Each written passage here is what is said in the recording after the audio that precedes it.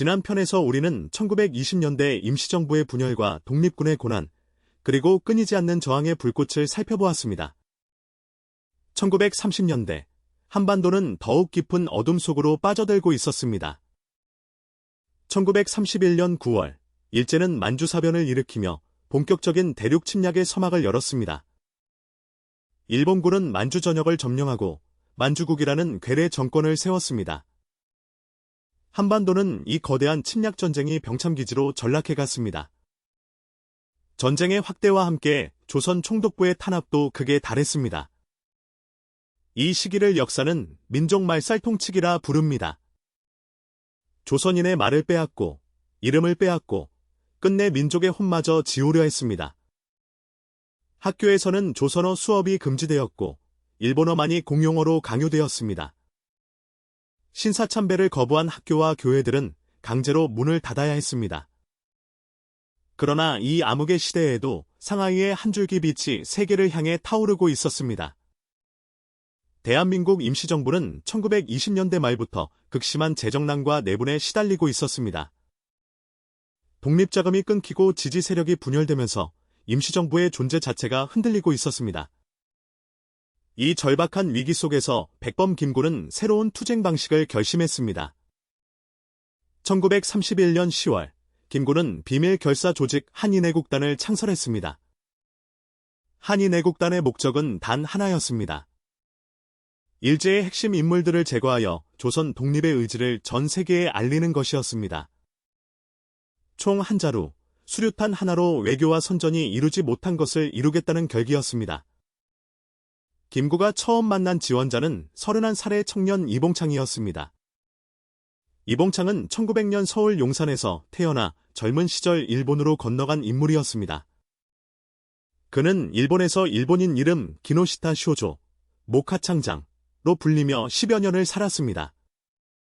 이봉창은 일본 사회 곳곳에서 조선인이라는 이유로 뿌리 깊은 차별을 경험했습니다.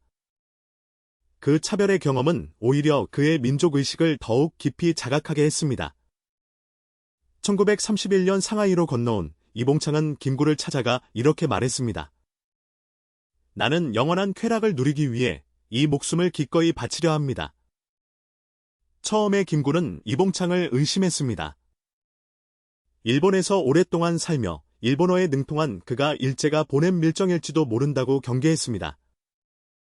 그러나 수차례의 면담 끝에 김구는 이봉창의 진정성을 확인했습니다.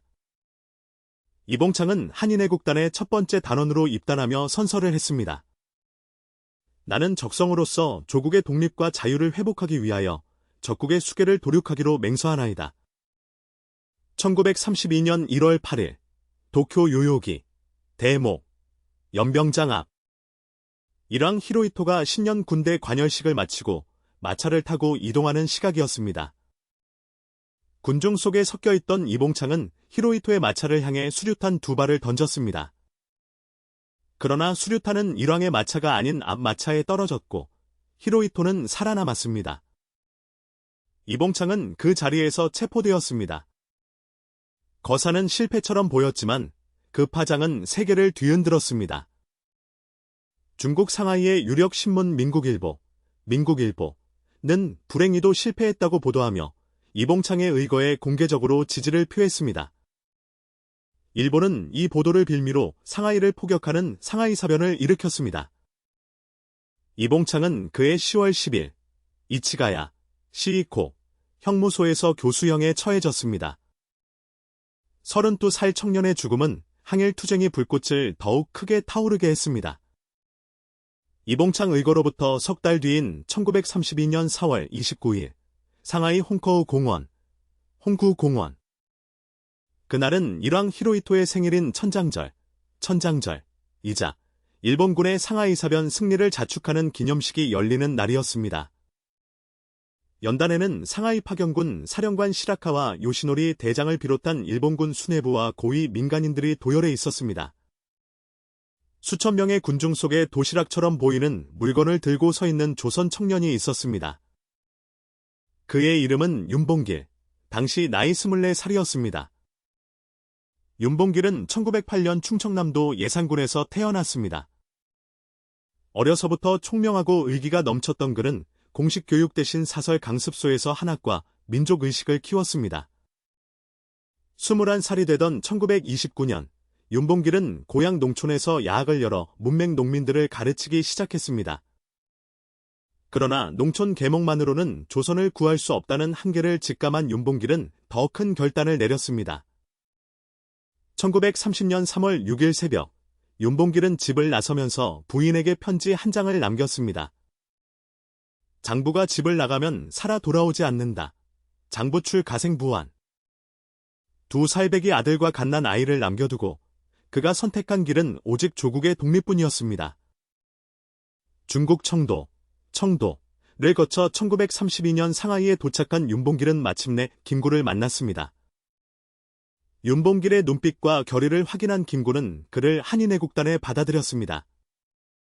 거사 전날인 4월 28일, 두 사람은 마지막 식사를 함께하며 이별을 고했습니다. 그 자리에서 윤봉길은 자신의 손목시계를 꺼내 김구의 낡은 시계와 바꿨습니다. 제 시계는 6원짜리인데 선생님 시계는 2원짜리입니다.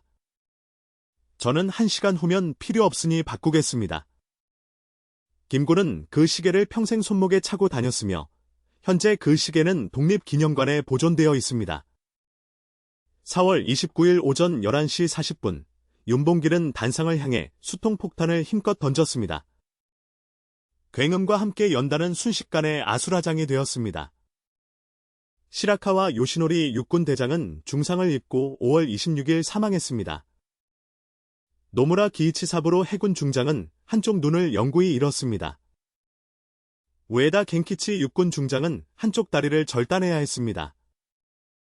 일본 고림인단장 카와바타 사다지는 현장에서 직사했습니다. 단 한 발의 폭탄이 상하이의 일본군 수뇌부 전체를 초토화한 것입니다. 현장에서 체포된 윤봉길은 군사재판에서 사형을 선고받았습니다. 1932년 12월 19일 새벽, 일본 가나자와 김택 육군 공병대 작업장에서 총사령이 집행되었습니다. 향년 24세, 역사에 영원히 새겨진 청년의 생은 그렇게 끝났습니다. 그러나 윤봉길 의거의 가장 결정적인 파장은 중국으로부터 왔습니다. 국민당 지도자 장개석은 이 소식을 전해 듣고 이렇게 말했다고 전해집니다. 중국의 100만 대군도 해내지 못한 일을 조선 청년 하나가 해냈다. 이것은 단순한 찬사가 아니었습니다. 장제스는 이 사건을 계기로 대한민국 임시정부의 본격적인 군사, 재정 지원을 시작했습니다. 중국 정부의 지원 아래 임시정부는 군사조직을 재건하기 시작했고 이것이 훗날 한국광복군 창설의 씨앗이 되었습니다. 두 청년의 희생이 독립운동의 판도 자체를 바꾼 것입니다. 한편 일제는 이봉창 윤봉길 의거 이후 김구에게 60만 원이라는 거액의 현상금을 내걸었습니다. 이는 당시 상하이 최고급 주택 수백 채를 살 수 있는 금액으로 그만큼 일제가 김구를 두려워했다는 증거였습니다. 김구는 수배를 피해 이 마을 저 마을을 전전했지만 투쟁을 멈추지 않았습니다. 임시정부는 이후 항저우, 창사, 광저우 중경으로 근거지를 옮기며 해방의 날까지 명맥을 이어갔습니다.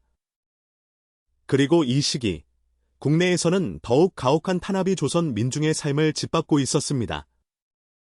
1939년부터 조선 총독부는 창씨개명 정책을 전면 시행했습니다. 조선의 모든 가구에 일본식 성씨를 만들어 호적에 등재하도록 강요한 것입니다. 표면적으로는 자발적 신청이었지만 창씨개명을 하지 않으면 학교 입학도, 취직도, 식량 배급도 모두 막혔습니다. 결국 1940년까지 전체 조선 가구의 약 80%가 조상대대로 내려온 성씨를 강제로 빼앗겼습니다. 이름을 빼앗긴다는 것, 그것은 인간의 뿌리와 정체성을 말살하는 행위였습니다. 전쟁이 확대되면서 강제동원의 규모도 기하급수적으로 커졌습니다. 1944년 징병제 시행 이후 수십만 명의 조선 청년들이 탄광, 군수공장, 전선으로 끌려갔습니다. 그리고 셀 수 없이 많은 조선의 딸들이 일본군 위안부라는 이름 아래 지울 수 없는 상처를 입었습니다. 이 참혹한 역사는 아직 완전히 청산되지 않았으며 피해 할머니들의 용기 있는 목소리는 오늘도 계속되고 있습니다. 의열투쟁이 불꽃은 두 청년의 목숨 위에 타올랐지만 그 불꽃이 밝힌 것은 민족 전체의 독립의지였습니다. 다음 편에서는 한국광복군의 창설과 마침내 찾아온 해방의 그날을 함께 살펴보겠습니다.